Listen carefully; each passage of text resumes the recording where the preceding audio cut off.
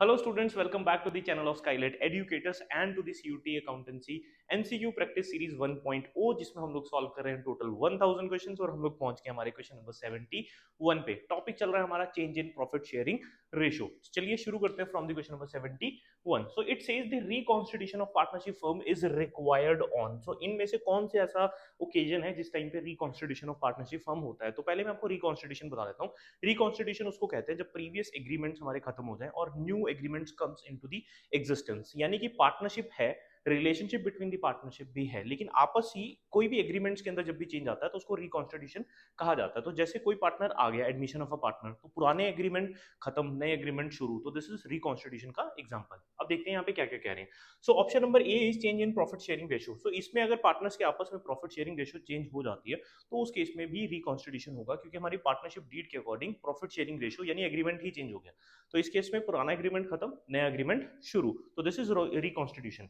Then admission of a partner भी इसका answer है, रिटायरमेंट भी है। So in this case answer is all of the above. Okay, देखिए, so answer is all of the above, क्योंकि change in profit sharing ratio भी है, admission भी है एंड रिटायरमेंट भी है। So answer is all of the above occasions are example of reconstitution of partnership firm. अब देखते हैं हमारा क्वेश्चन नंबर 72। सो देखिए, ये कह रहा है that who should compensate whom in case of change in profit sharing ratio, कि जब भी एग्जिस्टिंग पार्टनर्स में प्रॉफिट शेयरिंग रेशियो चेंज होगी, कौन सा पार्टनर किस पार्टनर को कंपनसेट करेगा। तो इस केस में हम लोग क्या कैलकुलेट करते हैं, हम लोग कैलकुलेट करते हैं हमारी सेक्रीफाइसिंग और गेनिंग रेशियो। तो जो भी पार्टनर गेनिंग होता है वो पार्टनर हमेशा सेक्रीफाइसिंग पार्टनर को कंपनसेट करता है। ठीक है, सो यहाँ पे all partner should compensate each other, so this is not the answer. Sacrificing partner should compensate, नहीं भाई, सेक्रीफाइसिंग का तो पहले नुकसान हुआ। So gaining partner should compensate, so this is the answer, gaining partner should compensate the sacrificing partner. ठीक है, and none of this तो हो ही नहीं सकता। So this is the answer for question number 72। अब आते हैं क्वेश्चन नंबर 73 के ऊपर। So it says the formula to calculate the partners sacrifice is. तो इनमें से कौन सा ऐसा फॉर्मूला है जो सेक्रीफाइस को कैलकुलेट करने के लिए होता है। सो एक चीज मैं आप लोगों को सिखाता हूँ। सो सेक्रीफाइस का जो फॉर्मूला है that is old minus new, and जो गेनिंग का फॉर्मूला होता है that is new minus old. अब हो सकता है कि आप इसको भूल जाएं या कंफ्यूज हो जाएं, तो मैं आपको एक चीज याद दिलाता हूँ, याद करने के लिए हेल्प करता हूँ। तो आप हमेशा सॉन्ग याद रखेंगे, है ना, गाने सुनना हम सब लोगों को पसंद है। सो सॉन्ग बेसिकली सेक्रीफाइस और गेनिंग दोनों का फॉर्मूला है। सो देखिए ध्यान से। सो अगर मैं इसको इस तरीके से राउंड करता हूँ तो sacrificing is equal to old minus new, right. So हो गया ओल्ड माइनस न्यू। एंड अगर मैं इसको इस तरफ से देखता हूँ, so gaining is equal to new minus old. So gaining is equal to new minus old. तो सॉन्ग वर्ड से आप सेक्रीफाइसिंग एंड गेनिंग दोनों को याद रख सकते हैं। तो चलिए आइए। So sacrificing is equal to old minus new, तो हमारा answer is option number C. अब चलते हैं हम लोग नेक्स्ट क्वेश्चन की तरफ। So next is the formula to calculate the partners gain. अभी अभी जस्ट हम लोगों ने फॉर्मूला लिखा था गेनिंग का भी, that was new minus old. So A point के अंदर आंसर है न्यू माइनस ओल्ड, बाकी इज ओल्ड प्लस न्यू नहीं आंसर, नन ऑफ दिस भी नहीं। ओल्ड माइनस न्यू जो है वो सेक्रीफाइस का है। So answer is option number ए। अब आते हैं हम लोग हमारे क्वेश्चन नंबर 75 के ऊपर। So it says the ABC are partners sharing profits and losses in the ratio of 3:1:1। They decided to share future profits in the ratio of 2:1। ठीक है, who will sacrifice and whose favor and now how much। Okay, so कौन सा partner ऐसा है जो sacrifice करने वाला। सो ध्यान से देखो, इसको आप ऑलरेडी सॉल्व कर सकते हो, क्योंकि 3+1+1 is 5 and 2+2+1 is also 5।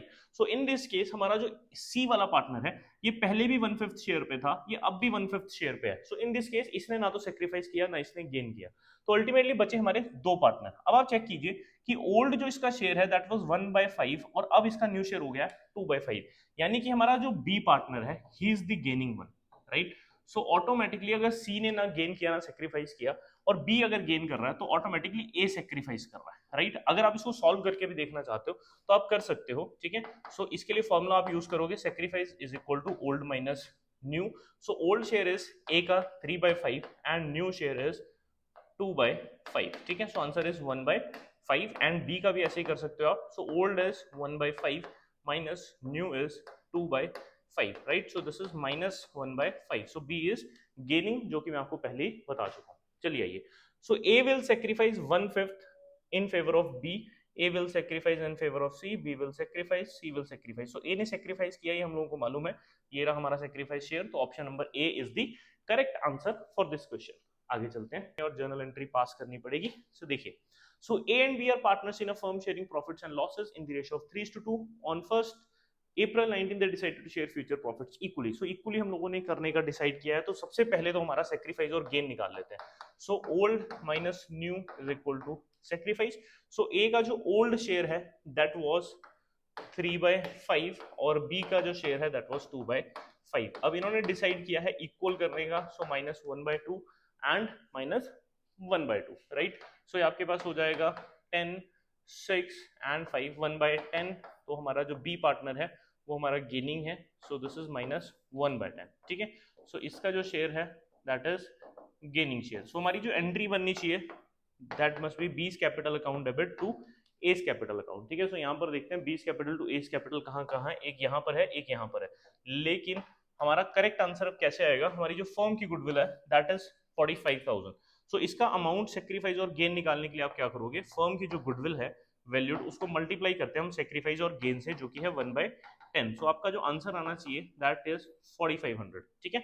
So option number D में ऐसा है. So B's capital account debit 4500 and to S capital account 4500. So answer is option number D. ठीक है. सो ये कैलकुलेशन याद रखना. स्टेप क्या है, सबसे पहले हम सेक्रीफाइस और गेन निकालते हैं, फर्म की वैल्यूड गुडविल से सेक्रीफाइस और गेन को मल्टीप्लाई करते हैं एंड डायरेक्टली हमारा आंसर आ जाता है. आगे चलते हैं. So this is question number 78. Again similarly दिख रहा है क्वेश्चन, देखते हैं. They decided to share. Okay, so पहले जो पार्टनर्स हैं वो इक्वल थे. After that they decided to share future profits in the ratio of 4:3. For this purpose the goodwill of the firm is valued at 90,000 and the journal entry for the treatment of goodwill at the time of change in profit sharing ratio. So again बिल्कुल same ही calculation है. So partner है पहला A, दूसरा है D and तीसरा है K. So मैंने just इनके इनिशियल्स को लिखा है. सो देखिए पहले है इक्वल पार्टनर्स हैं तो 1/3, 1/3 एंड 1/3, और इनका न्यू है 4/4 और 5 ही हो गया है 4/9 एंड 3/9 एंड लास्ट इज 2/9. चलिए आइए कैलकुलेट करते हैं इनके सेक्रीफाइसेस को और गेन्स को. सो देखिए ये हो जाएगा आपके पास 27, 9 एंड ये हो गया है आपके पास 6. सो 3/27. सो के जो पार्टनर है इसने सेक्रीफाइस किया है. सो अगला देखते हैं हम लोग. सो ये 0 आ रहा है हमारा.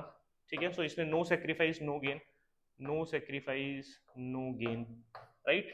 सो ऑटोमेटिकली इसका गेन होगा 3/27 का माइनस. ठीक है. 327, 9 एंड 12 माइनस 3/27. सो ए जो पार्टनर है he is the gaining one. तो हमारी जो एंट्री होनी चाहिए that must be Avya account debit to Kavya. ठीक है. ये एंट्री आनी चाहिए, Avya account debit to Kavya. अब अमाउंट कितना आएगा, गुडविल हमें दी गई है 90,000, राइट. सो इसको मल्टीप्लाई करेंगे हम लोग 1/9 से, क्योंकि ये आ रहा. सो आंसर इज 10,000. चलिए आइए सो चेक करते हैं. अव्या अकाउंट डेबिट टू काव्या 10,000 हमें कहाँ दिया गया है. सो 10,000 का जो अमाउंट है यहाँ है अव्यास कैपिटल अकाउंट डेबिट टू काव्यास capital account. So option number D is the correct answer. So याद रखना डायरेक्ट गुडविल से एंट्री मत कर देना 90,000 से, हमेशा वैल्यूड गुडविल को मल्टीप्लाई किया जाता है विद द सेक्रीफाइस और गेन. और मैंने यहाँ पे 1/9 क्यों किया है, क्योंकि 3/27 को मैंने 1/9 किया, ये याद रखना है.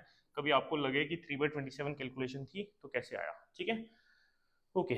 अब चलते हैं हमारे क्वेश्चन नंबर 79 पे. सो अगर आप लोगों को वीडियो अच्छी लग रही है और क्वेश्चन जो है वो आपको हेल्प कर रहे हैं आपकी सीयूटी प्रिपरेशन में और दी बोर्ड प्रिपरेशन में, सो आप वीडियो को लाइक जरूर कीजिएगा और नोटिफिकेशन और बेल आइकन को आप ऑन कर लीजिए, सो दैट कि हर रोज जब मैं रात को 9 बजे वीडियो अपलोड करूं तो आपके पास सबसे पहले नोटिफिकेशन आनी चाहिए. स्टिल इन केस अगर किसी भी क्वेश्चन में आपको कोई भी डाउट आता है तो कमेंट बॉक्स में आप ड्रॉप कर सकते हो अपने डाउट को, और इसके साथ साथ स्क्रीन पे जो दिया गया नंबर है आप वहां भी मुझे डायरेक्टली व्हाट्सएप पे मैसेज ड्रॉप कर सकते हो. मैं वॉइस नोट्स के थ्रू आपको हेल्प जरूर करूंगा. शुरू करते हैं question number 79. So it says is it necessary to revalue the assets and liability at the time of change in profit sharing ratio. It is necessary, reason being कि हमारे किसी भी एक पार्टनर के फ्यूचर में लॉस और gain हो सकता है, उसी लिए हम लोग at the time of change in profit sharing ratio ही सारे के सारे जो रीवैल्यू है एंड रीअसेसमेंट लाइबिलिटीज की है वो पहले ही कर लेंगे. सो अब आते हैं हमारे क्वेश्चन नंबर 80 के ऊपर, जो कि लास्ट क्वेश्चन है आज की इस वीडियो का.